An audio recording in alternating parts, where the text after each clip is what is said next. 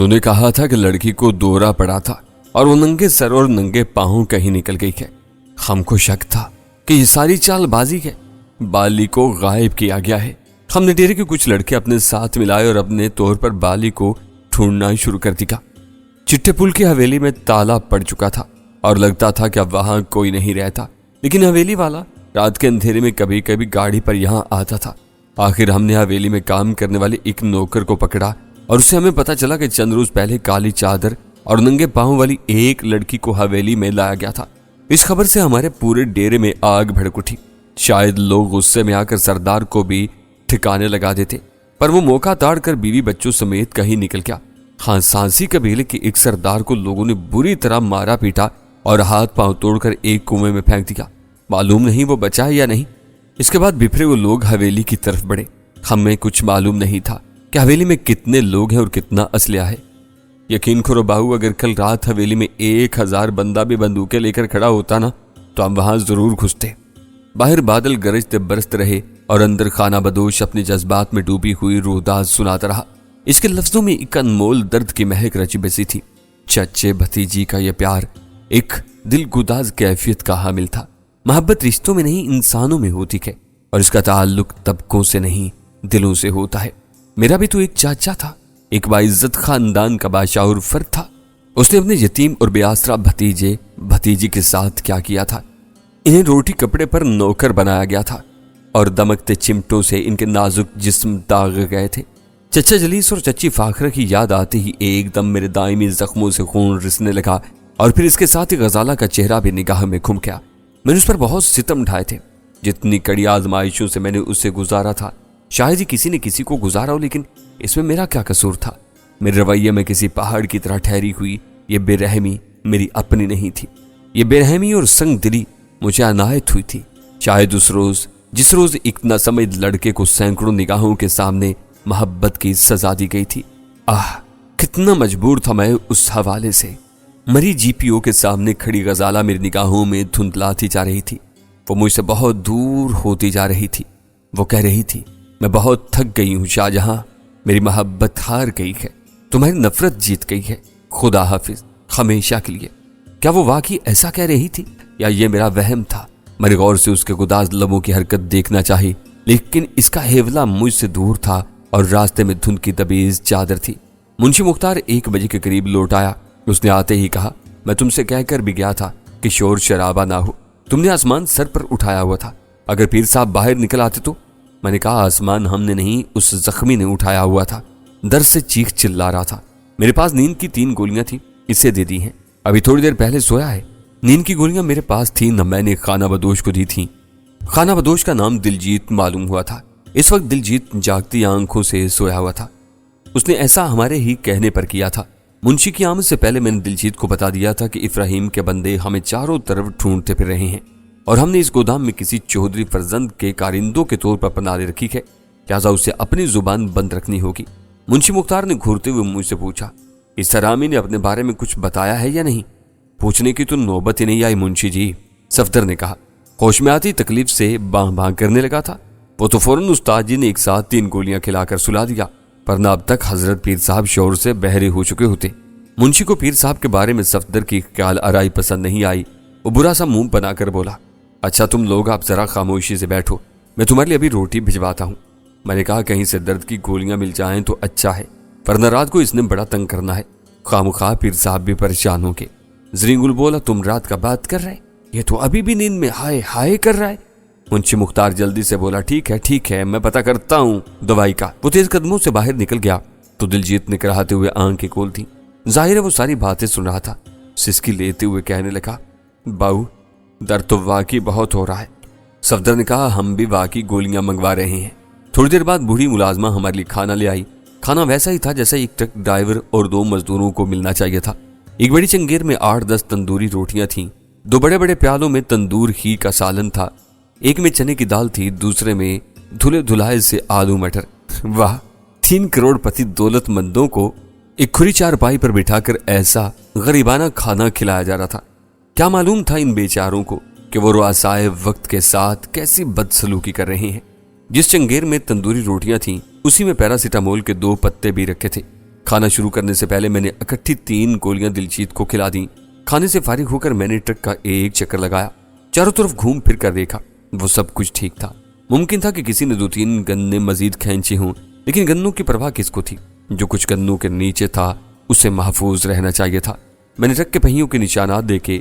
حالانکہ موسلا دھار بارش ہوئی تھی اور اب بھی بوندا باندی جاری تھی، لیکن گیلی زمین پر پہیوں کے نشانات بہت واضح تھے۔ میں نے گیٹ کا چھوٹا دروازہ کھول کر باہر جھانکا، نشان دور تک نظر آ رہے تھے۔ میری چھٹی حس گواہی دے رہی تھی کہ اگر ہم پکڑے گئے تو انہی نشانات کے سبب پکڑے جائیں گے۔ میں ٹرک کی باڈی پر گولیوں کے نشانات وغیرہ ڈھونڈنے کی کوشش کرتا رہا، لیکن ناکامی ہوئی۔ پہیوں کی ہوا ٹھیک تھی۔ میں نے فالتو ٹائر چیک کیے، پھر کیبن میں آ گیا اور ٹرک کے کاغذات دیکھے۔ ڈرائیونگ لائسنس دل محمد سکنا خوشاب کے نام کا تھا۔ لائسنس پر دل محمد کی تصویر دیکھ کر اس کا حسرت ناک انجام آنکھوں کے سامنے آ گیا۔ ٹرک کا نمبر جھنگ کا تھا اور اس کی رجسٹریشن کسی عباس خان کے نام پر تھی۔ انشورنس کارڈ اور روٹ پرمٹ وغیرہ بھی ٹرک میں موجود تھا۔ تیل پانی چیک کرنے کے بعد میں واپس کمرے میں پہنچا تو صفدر زیر لب مسکرا رہا تھا اور زریں گل چادر کا پلو منہ میں دبائے ہنسی روکنے کی کوشش کر رہا تھا۔ اس کوشش نے اس کا چہرہ سرخ تر کر دیا تھا اور تو ان میں جیسے زلزلہ برپا تھا۔ حالات ایسے نہیں تھے کہ ہم ہنسی مذاق کی طرف متوجہ ہو سکتے۔ جب سے ہم یہاں پہنچے تھے ایک لمحے کے لیے بھی گرد و نواح کی فکر سے آزاد نہیں ہوئے تھے، اور 1 گھنٹہ پہلے تک صفدر کا ہاتھ ہر آن ریوالور پر دھرا رہا تھا۔ معلوم نہیں میرے بعد انہوں نے کیا منظر دیکھا تھا کہ ہنسنے پر مجبور ہو گئے تھے۔ میرے استفسار پر صفدر نے کمرے کے واحد روزن کی طرف اشارہ کیا اور بتایا کہ اس نے اس روزن سے جھانکا ہے۔ روزن کافی بلندی پر تھا اور دیوار سپاٹ تھی، لیکن یہ بات قابل فہم تھی کہ صفدر جیسا شخص کسی نہ کسی طرح روزن تک پہنچ گیا ہوگا۔ جیسا کہ بعد میں پتا چلا، اس نے اپنے مقصد کے لیے ایک چارپائی کو سیدھا کھڑا کر کے دیوار کے ساتھ لگایا تھا اور پھر چارپائی کے اوپر سے اچھل کر روشن دان کی چوکھٹ تھامی تھی۔ روشن دان کھول کر اس نے جس کمرے میں جھانکا وہ حضرت پیر صاحب کا کمرہ تھا۔ صفدر نے بتایا کہ پیر صاحب مراقبے میں نہیں اور نہ ہی وظیفہ وغیرہ فرما رہے ہیں۔ کمرے کو اندر سے کنڈی چڑھا کر وہ گہری نیند سوئے ہوئے ہیں اور حلوے کے کمار میں خراٹے لے رہے ہیں۔ انہوں نے بعض فربا اندام لوگوں کی طرح کھلا ڈھلا ہو کر سونے کے لیے اپنا آزار بند ڈھیلا فرما دیا تھا، جو گہری نیند میں ڈھیلا تر ہو گیا تھا، اور یہی صورتحال صفدر اور زریں گل کی مسکراہٹوں کا سبب بنی تھی۔ اب یہ عقدہ بھی کھل گیا تھا کہ تھوڑی دیر پہلے اس کمرے میں سخت شور برپا ہونے کے باوجود پیر صاحب کی جلالی روح کیوں بیدار نہیں ہوئی تھی۔ روح کے ساتھ وہ خود بھی لمبی تانے ہوئے تھے، آنکھوں میں بازاری سرما بھر کر یہ دعویٰ کرنے والا ڈبہ پیر کہ وہ بہت دور تک دیکھ سکتا ہے۔ خمر گنوں کے نیچے کیا جھانکتا، اپنے کمرے کے روشن دان تک نہیں دیکھ سکا تھا، اور جنہیں دیکھنا آتا تھا انہوں نے سب کچھ دیکھ لیا تھا۔ شام سے تھوڑی دیر پہلے جب دلجیت واقعی اونگتے اونگتے سو گیا تھا، سلمہ پھر آدم کی۔ وہ مختلف لباس میں تھی اور اس کا ہراس بھی کافی حد تک کم ہو گیا تھا۔ دوستانہ لہجے میں مجھ سے پوچھنے لگی، باجی کیا سچی مچی یہ بندہ آپ تمہارے ٹرک پر آن گرا تھا؟ میں نے کہا، بی بی اپنے دل پر ہاتھ رکھ کر کہو کہ ہم تمہیں ایسے بندے نظر آتے ہیں؟ سیدھے سادھے دیہڑی دار مزدور ہیں، گنا منڈی پہنچائیں گے اور وصولی کے رسید لے کر واپس سلاوالی چلے جائیں گے۔ پتہ نہیں، دل تو میرا بھی کہتا ہے کہ تم ٹھیک بندے ہو۔ وہ میری بات کاٹ کر بولی، ورنہ اب تک میں نے تمہیں اس کمرے میں تاڑ کر تمہارے ٹرک کی ہوا نکال دی ہوتی اور اس وقت تک تمہیں بند رکھتی جب تک میرا ابا یہاں نہیں پہنچ جاتا۔ بہت بہت شکریہ جی، صفدر نے مسکرا کر کہا۔ ویسے جی ایک بات ہماری سمجھ میں نہیں آئی، آپ کے سب گھر والے تو چلے گئے ہیں شادی پر اور آپ کو یہاں اکیلا چھوڑ گئے۔ لڑکی کے چہرے پر دھنک کے رنگ بکھر گئے، ان لمحوں میں بڑی پیاری لگی وہ۔ غالباً اس کے یہی رنگ دیکھنے کے لیے صفدر نے بات چھیڑی تھی۔ زریں گل نے کہا، بی بی جی اب تو بالکل لال ہو گیا، چکندر کے ماپک، کیا ہمارا صفدر صاحب نے کوئی غلط بات کر دیا؟ وہ سنبھل کر بولی، دراصل میری طبیعت خراب ہو گئی تھی، سردی لگ رہی تھی نا۔ پھر ایک دم اس نے موضوع بتلا، رات کے کھانے میں تم تینوں کیا کھاؤ گے؟ صفدر نے انکسار سے کہا، پیر صاحب کے ساتھ جو بھی روکھی سوکھی ملے گی کھا لیں گے۔ وہ صفدر کی بات سمجھ کر مسکرانے لگی۔ اچانک کمرے کی چھت سے دھم کی مدھم آواز ابھری، یوں لگا جیسے کوئی بچہ قریبی چھت سے کودا ہے۔ اس آواز نے سلمہ کو بھی تھوڑا سا چونکا دیا۔ اچانک مجھے خطرے کی بو محسوس ہوئی، یوں لگا جیسے کوئی بہت بڑا خطرہ بہت خاموشی سے بہت قریب رینگ آیا ہے۔ میں تڑپ کر اٹھا اور قریبی کھڑکی میں سے گردن باہر نکال کر چھت کی طرف دیکھا۔ بارش کی چند بوندیں میرے چہرے سے ٹکرائی اور پھر میری نگاہ ایک ایسے جسم پر پڑی کہ پتھرا کر رہ گئی۔ وہ بچے ہی کا قد کاٹ تھا لیکن بچہ نہیں تھا۔ وہ جاگیردار قادر زمان کا خونخوار پالتو بونا تھا، سرتاپا لوہے کے سانچے میں ڈھلا ہوا، بے حد شفاق اور تربیت یافتہ۔ سیکنڈ کے 1000ویں حصے میں اس کے تمام کوائف برکروں کے مانند میرے ذہن میں سے گزر گئے۔ صفدر بھاگو، میں نے چلا کر کہا اور گھوم کر کمرے میں دیکھا۔ کمرے کی چھت میں ایک روزن تھا، इस रोजन को किसी शय से ढांपा गया था। मेरे देखते ही देखते उस शय को हटाकर रोजन में एक खुदकार राइफल की नाल घुसेड़ दी गई। मुझे राइफल बरदार के बालों से भरे हाथ और कंधे का एक हिस्सा नजर आया। फिर राइफल बरदार की उंगली ट्रैगर पर आई। यह सब कुछ 1 सेकंड के मुख्तसर वक्फे में हुआ। अब सफदर और सलमा राइफल की जद में थे। कोई लम्हा जाता था कि गोलियां इन दोनों के जिस्मों को छलनी करने वाली थी। सफदर रोजन में से नमदार होने वाली मौत को देख चुका था। वो तो जान बचाने के लिए शायद कोई कारगर कोशिश कर लेता, मगर सलमा पत्थर का बुत बनी खड़ी थी। अभी वो यही नहीं जान सकी थी कि हमारे चेहरों पर जलजले क्यों नमदार हुए हैं और क्यों मैंने चीख कर अपने साथी को भागने का मशवरा दिया है। इसकी मासूमियत अमेज सुस्ती को इन बर्क रफ्तार लम्हों से कोई मुताबिकत नहीं थी। मैंने तसव्वुर की निगाह से उसे गोलियों से छलनी होकर नीचे गिरते देखा। मेरे दिल ने पुकार कर कहा, नहीं, इसे मरना नहीं चाहिए। इसकी मौत मासूमियत, शौकी और खूबसूरती की मौत है। अगर वो मर गई तो इसके साथ ही सारी सिफात भी मर जाएंगी। फिर 7 रोज बाद किसके लिए शहनाई बचेगी? कौन हाथों में मेहंदी रचाएगा? किसके जिस्म पर सुर्ख जोड़ा सजेगा? इस लम्हे के मुख्तसर हिस्से में मुझे शुफ्ता याद आई, फरियाल याद आई, गजाल और अंजुम याद आई। मुझे लगा कि वो सारी लड़कियां थोड़ी थोड़ी इस लड़की में मौजूद हैं। ये सिर्फ एक लड़की नहीं, ये अलामत है दुशीज़गी और पुरजोश जिंदगी की। ये वो वजूद है जिससे फिजाओं में मौसीकी, पानियों में लहर और कायनात में रंग है। मैंने दीवाना वार जस्त लगाई और उड़ता हुआ सा लड़की के ऊपर गिरा। इसी वक्त कमरे की मुख्तसर फिजा खौफनाक तड़तड़ाहट से गूंज उठी। मैं सिर्फ इतना जान सका कि मैं गोली लगने से महफूज रहा हूं। यकदम कमरे में धुआं भर गया था। कुछ खबर नहीं मैं फर्श पर कब गिरा, कहां चोट लगी और लड़की को कितनी चोटें आई। मुझे सिर्फ इतना एहसास था कि 1 सेकंड की लड़की मेरे नीचे दब गई थी और बुरी तरह चिल्लाई थी। पूरे गोदाम में कोहराम सा मचा हुआ था। मैंने दीवाना वार हाथ चलाकर लड़की की कलाई थामी। वो पांव समेट कर उठने की कोशिश कर रही थी, लेकिन मेरे पास इतना वक्त कहां था कि उसके उठने का इंतजार करता। मैं उसे अंधाधुंध घसीटता हुआ कमरे से निकला। वो मेरी तरफ देख रही थी। उसकी शफाफ आंखों में दुनिया जहान की हैरत से मटाई थी।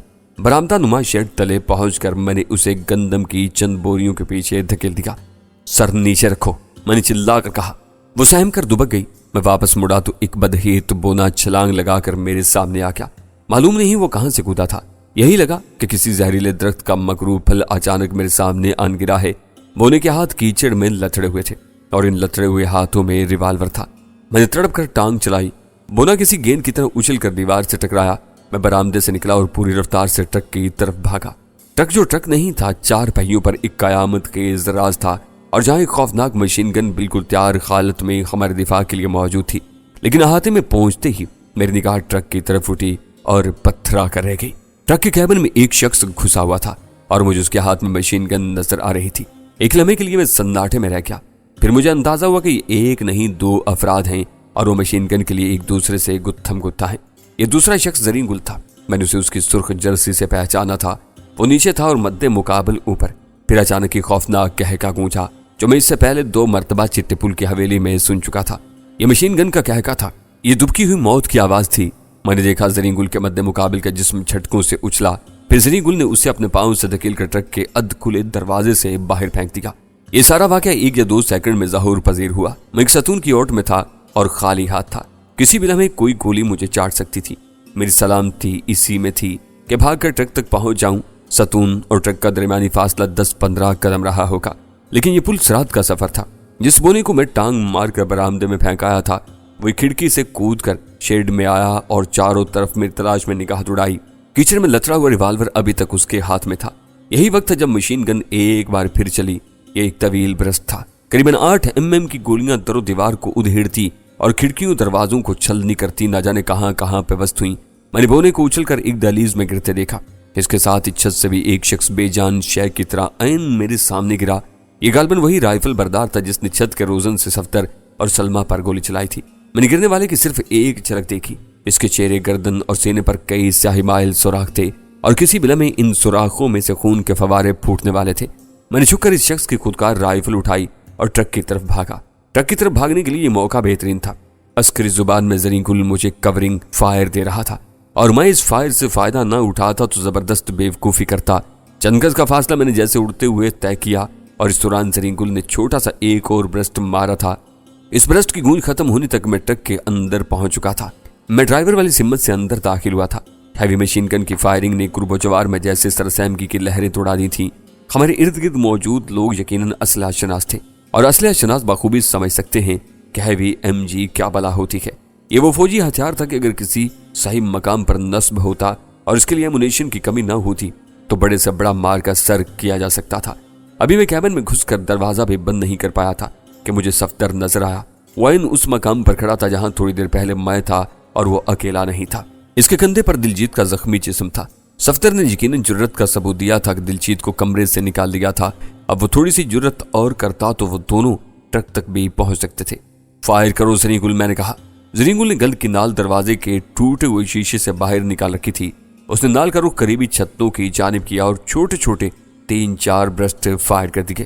اس دوران صفدر بھاگ کر ٹرک تک پہنچ گیا۔ زریں گل نے دروازہ کھولا۔ صفدر نے دلجیت کو ہمارے قدموں میں پھینک دیا اور پھر خود بھی اس پر سجدہ ریز ہو گیا۔ میں نے اگنیشن میں چابی گھما کر انجن سٹارٹ کیا۔ گودام کا احاطہ اتنا وسیع تھا کہ ٹرک کو موڑا جا سکتا تھا، لیکن موڑنے کا وقت ہمارے پاس نہیں تھا۔ میں نے ریورس گیئر لگایا اور ایکسیلیٹر کو آخری حد تک دبا کر کلچ چھوڑ دیا۔ گیلی زمین پر ٹرک کے پچھلے پہیے گولی کی رفتار سے گھومے، پھر بھاری بھرکم ٹرک حرکت میں آیا اور کمان سے نکلے ہوئے تیر کی مانند پھاٹک کی طرف ریورس ہوا۔ یہی وہ وقت تھا جب میں نے ارد گرد کی چھتوں پر کئی سر ابھرتے دیکھے۔ میں ونڈ اسکرین کے وائپر آن کیے تو سامنے کا منظر صاف ہو گیا۔ ایک بونا حیرت انگیز پھرتی سے بھاگتا ہوا آیا اور ایک چھت سے دوسری چھت پر کودا۔ ایک شخص نے ہاتھ لہرا کر کسی سے کچھ کہا۔ ایک دڑبا نما چیز کی اور سے رائفل کی نال نمودار ہوئی۔ پھر ایک ہی چھت پر نظر آنے والے یہ سارے مناظر میری نگاہوں سے اوچل ہو گئے۔ ٹرک ڈیوڑی میں داخل ہو چکا تھا۔ مجھے عقب میں کچھ نظر نہیں آ رہا تھا۔ میں نے بس اندازے سے گودام کے پھاٹک کو ٹکر ماری۔ ایک زبردست دھچکا لگا۔ مجھے محسوس ہوا کہ ٹرک کے اگلے پہیے کئی انچ تک زمین سے اٹھ گئے ہیں۔ اس کے ساتھ ہی کچھ اشیاء کیبن کی چھت سے ہمارے اوپر گریں۔ ایک زوردار آواز سے پھاٹک ٹوٹ گیا اور ٹرک چنگھاڑتا ہوا گودام سے باہر نکلا۔ اب وہ گلی میں تھا جہاں دروازوں پر، کھڑکیوں اور مکانوں کی چھتوں پر ہراساں چہرے نمودار ہو رہے تھے۔ گلی میں آ کر ٹرک نے ایک مکان کی کچی دیوار گرائی اور خود بخود ترچھا ہو گیا۔ پہلا گیئر لگانے کے لیے مجھے یہی زاویہ درکار تھا۔ میں نے گیئر لگایا اور اسٹیئرنگ کو پورا گھما کر ٹرک سیدھا کر لیا۔ گلی کی نکڑ پر مجھے ایک ٹویوٹا کرولا کھڑی نظر آئی۔ نئی نویلی نازک اندام گاڑی کیچڑ میں لتڑی تھی، لیکن پھر بھی خوبصورت لگ رہی تھی۔ ٹرک کسی دیو ہیکل ویلن کی طرح چنگھاڑتا ہوا اس محجبین کی طرف بڑھا۔ گلی اتنی کشادہ نہیں تھی کہ ٹرک گاڑی سے ٹکرائے بغیر گزر جاتا۔ ایک طرف کچی دیوار تھی اور دوسری طرف وہی چوڑی کھالی۔ ٹویوٹا کھال کی جانب تھی۔ میں نے اسٹیئرنگ پر گرفت مضبوط کر کے رفتار تیز کر دی۔ ٹرک نے بڑی جارحانہ انداز میں اس نازک اندام پر چڑھائی کی۔ وہ اس سینکڑوں من متحرک بوجھ کی ضرب سے ٹوٹی پچکی ریورس ہو کر کچی دیوار سے ٹکرائی اور اسے مسمار کر کے بھینسوں کے ایک باڑے میں گھس گئی۔ ٹرک نے اپنا راستہ صاف کیا اور سیدھا نکلتا چلا گیا۔ یہی وقت تھا جب عقب سے فائرنگ ہونے لگی۔ میں نے بائیں طرف دیکھا۔ کھیتوں میں ایک ہی رنگ اور ماڈل کی 2 لینڈ روور جیپیں حرکت میں آئیں اور ٹرک کے ساتھ ساتھ بھاگنے لگیں۔ مجھے کچھ فاصلے پر ایک سرخ سوزوکی بھی دکھائی دی۔ وہ ایک گھنے برگد تلے کھڑی تھی۔ اس کے چاروں دروازے کھلے تھے اور چند افراد 2 کتوں سمیت بڑی افراتفری میں اس کے اندر گھس رہے تھے۔ آثار بتا رہے تھے کہ کچھ لوگ پوری قوت سے ہمارا تعاقب کرنے والے ہیں۔ جیسا کہ صفدر نے بتایا تھا کہ یہ چند ایک افراد نہیں تھے، یہ خاصی بڑی تعداد میں تھے اور درجنوں گاڑیوں پر تھے۔ وہ اس پورے علاقے میں پھیلے ہوئے تھے اور ان کی متلاشی نگاہیں ہر شے کو چھید رہی تھیں۔ ہم کب تک خود کو ان سے دور رکھ سکتے تھے؟ وہ چاروں طرف سے ہم پر چھپٹ رہے تھے۔ کسی بھی وقت پگھلا ہوا سیسا ٹرک کے کسی ٹائر میں گھس سکتا تھا اور کسی بھی وقت کوئی گولی ہمارا کام تمام کر سکتی تھی۔ ہمارے پاس ایک پاورفل مشین گن تھی، لیکن یہ گن تادیر ہمارا ساتھ نہیں دے سکتی تھی۔ کسی بھی وقت اس کا ایمونیشن ختم ہو سکتا تھا۔ اس کے بعد کیا ہوگا؟ یہ سوال منہ پھاڑے کھڑا تھا اور اس پھٹے ہوئے منہ میں بے بسی کی گہری تیرگی کے سوا اور کچھ نہیں تھا۔ قسمت ساتھ دیتی تو ہم کسی اونچی فصیل یا بیلے وغیرہ میں گھس کر اپنی جانیں تو شاید بچا لیتے، لیکن وہ 25 صندوق ہمارے ہاتھ سے نکلنا یقینی تھے جو اس ٹرک میں لدے ہوئے تھے اور جن میں سے ہر صندوق اپنے پیٹ میں بے شمار دولت چھپائے ہوئے تھا۔ تیسرا گیئر لگانے کے لیے میں نے لیور کی طرف دیکھا تو پہلی بار میری نگاہ ان اشیاء پر پڑی جو چند لمحے پہلے کیبن کی چھت سے میری جھولی اور فرش پر گری تھی۔ میری آنکھیں کھلی رہ گئیں۔ یوں لگا جیسے دل سے نکلنے والی کوئی دعا اوپر والے نے پہلے آسمان پر آ کر سنی ہے اور پلک جھپکنے میں قبول کی ہے۔ میری جھولی میں مشین گن کے راؤنڈ اسٹیپ کا ایک 2 گز لمبا ٹکڑا پڑا تھا۔ ایک ایسا ہی ٹکڑا فرش پر پڑا تھا۔ ایک اور طویل ٹکڑے کا سرا کیبن کی چھت میں واقع ایک خلا سے جھانک رہا تھا۔ ان اسٹیپس کے علاوہ چند اسٹکس گرنیڈز بھی فرش اور نشستوں پر بکھرے ہوئے تھے۔ یہ اسلحہ ہم نے اپنے ہاتھوں سے کھود کر نکالا تھا۔ ہم اسے کیسے نہ پہچانتے؟ ہم نے اسے پہچان لیا اور یہ بھی جان لیا کہ یہ سب کچھ پکے پھل کی طرح ہماری جھولی میں کیسے آن گرا ہے۔ ہمارے ہاں سڑکوں پر چلنے والے عام ٹرکوں کی طرح इस ट्रक की कैबिन में भी काफी डेकोरेशन की गई थी। छत पर 2 संदूक नुमा खला थे, इनमें ढकने लगे थे जो खुलकर नीचे झुल जाते थे।